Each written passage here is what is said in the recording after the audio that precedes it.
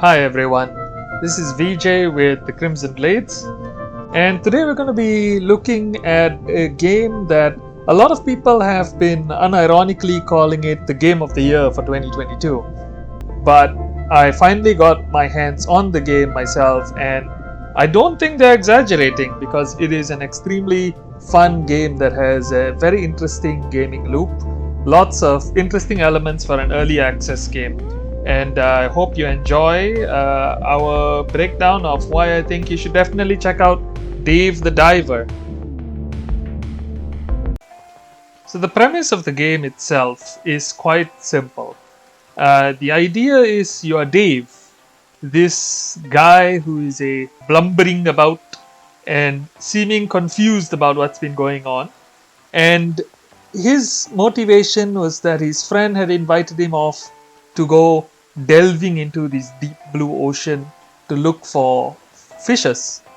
And the reason he'd want to do this is because his friend is opening up a sushi place, which is something that you'll also be running in the game. So the general concept of the game is that you'll be diving in.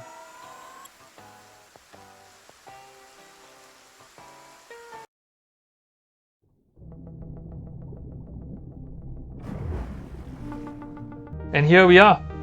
You get dived straight into the game. And for an early access game, you'd be surprised at the amount of content that this game possesses. It's beautiful looking, and the whole idea is that you're diving in here with a harpoon gun at the bottom right, as well as a knife that you can stab things with or cut things with. And as the game progresses, you got significantly big changes that tend to happen. Better harpoon gun, better oxygen capacity, better diving to deeper depths, and there's tons of little tidbits and things that you can pick up along the way, like this random blue seashell. And then once in a while you find random items such as gun caches in the middle of the sea, and you might be thinking, what's in there? Well, usually guns, such as this gun. So for example, if I want to use the harpoon gun, I'd find that fish and I'd fire. And it pull that fish in. And the stronger, tougher units, you'll require a little more than just shooting at them. You'll require doing things like mashing certain buttons to capture them, for example. And for example, the variety of options you have is, let's say I want to use my tranquilizer gun. Let's say I want to use my tranquilizer gun on these fried egg jellyfish. And after a while, they would fall asleep and you can pick them up.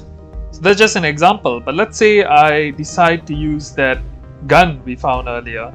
What would this look like? So I pick that up, aim it at a bunch of fishes, and there you go. So there's going to be a lot of random seeming things that you can find throughout this world.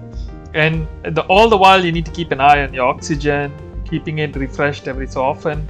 You might find some fishes that are hostile to you, and I'll try not to show too much here. So we're not giving away too much in the game, and you can explore it yourself. You may find cooking pots with cooking ingredients in them for the sushi. You might find ammo for your weapons, and plenty of other weapons. And when I mean lots of variety, I mean you would be having things from swords to baseball bats underwater to a laser scoped sniper rifle, and I'm not exaggerating on that one. So basically you're off doing this, going deeper and deeper into the sea, and as you delve deeper and deeper and deeper and deeper and deeper, just remember, you want to be careful in case you bump into certain dangerous guys. All the while you'll be keeping your oxygen refreshed. And oxygen in this game is similar to your health. The more you get injured by things throughout, dangerous fishes and whatnot, you will lose oxygen, and that is essentially the way you might run out of air. Oh look, squid! Ah, my eyes! And you do have a weight system, how much weight you can actually carry, which eventually translates to how much you can bring back each game. But of course, the more you play, the more these inventory space can be improved. Yeah, that's the kind of chaos you can expect.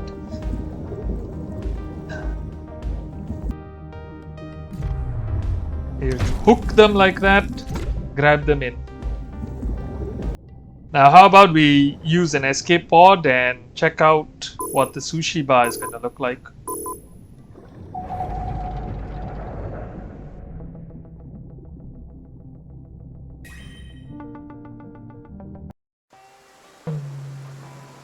Now, in the evenings, you will be going back to the sushi bar to run it.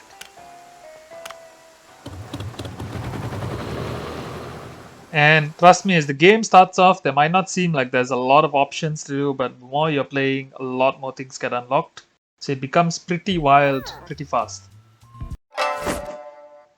And then you have mad moments like this. So now we're here in the sushi bar. And basically, you have lots of options in the bottom. So kind of going through a couple of them is your menu for the day that you'll have to set up.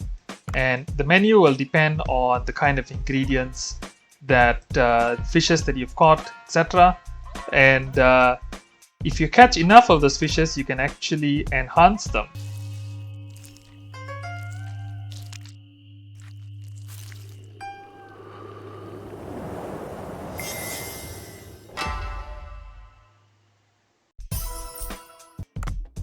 You can also research different kinds of cooking recipes, a whole slew of different ingredients that you would have at your disposal, and of course decor stuff for people who want to decorate the sushi bar.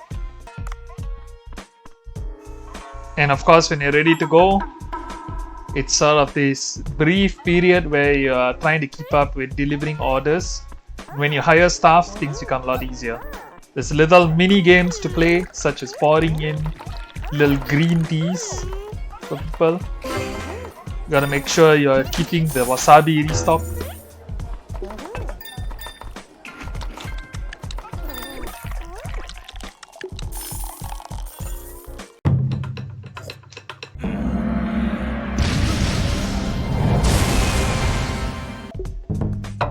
And in the end of it, you basically have a breakdown of what it was like throughout the day. And profits, and then you spend those profits to upgrade, basically upgrade everything for the next day. Speaking of upgrades and so on, you'll have a little phone throughout the game which basically has everything. Your to-do list, which is basically trying to track your missions. You'd have a weapon shop with a guy called Duff who's running the weapon shop, and every so often you can craft things with Duff. For example, if I were to craft a weapon with Duff, we'll have something like this.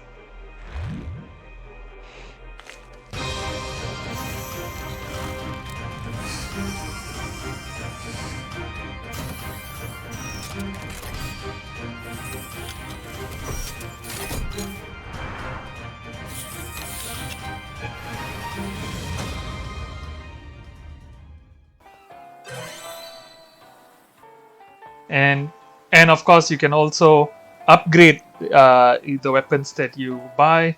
There's a phone call to call different contacts that you have and speak to them.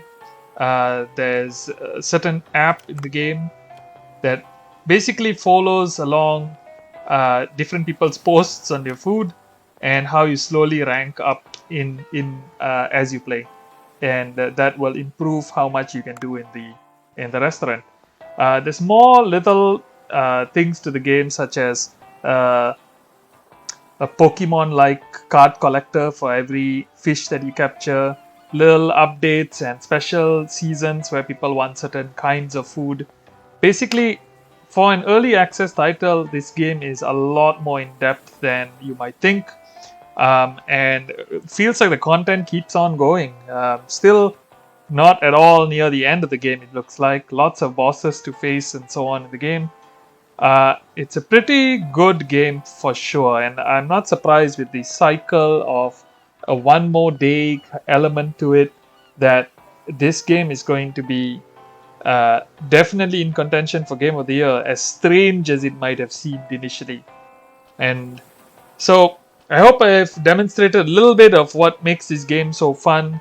This cycle, day in, day out, of diving and trying to capture these fishes and making sushi out of them in some hilarious manners is definitely a fun one to check out. And finally, on that note, I shall leave you with